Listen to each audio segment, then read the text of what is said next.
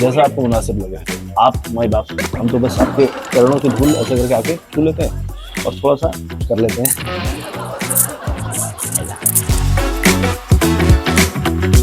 मैं आपकी बैग मेरे बाहर है तुम्हारा, वो ऐसे पीसी पे ऐसे अगर मैं मेरा बैग रखूं, पसीना तुम्हारा आप कहाँ इंटरव्यू लीजिए। Hi everyone, my name Hi, is Mahir Moinuddin. I am playing Anmara 1v1b in waiting for Naseer. Hi everyone, my name is Maulik Pandey and I am playing Anmara 0A0A in Waiting for Naseer. Naseer.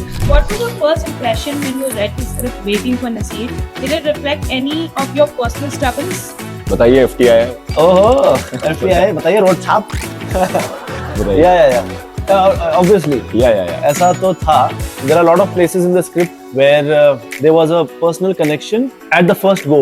They were in terms of routines, in terms of exercises, in terms of the process, in terms of the entire lifestyle of the actor or the artist. So Srini and me had been trying to pick up a play for a while, for a couple of years, and nothing was really moving forward or working out. And when he brought the script, the moment I read the title, I was hooked onto it first. But then when I read the play, I couldn't believe what was in front of me. But सवाल का जवाब तो दो। Which part do you relate? Which parts do I relate with? वो Because see, I feel everyone who has a zest for life or has a reflection to life, there is a lot to learn and reflect from this play. Despite of you being in the arts or not, Waiting for Naseer is for everyone.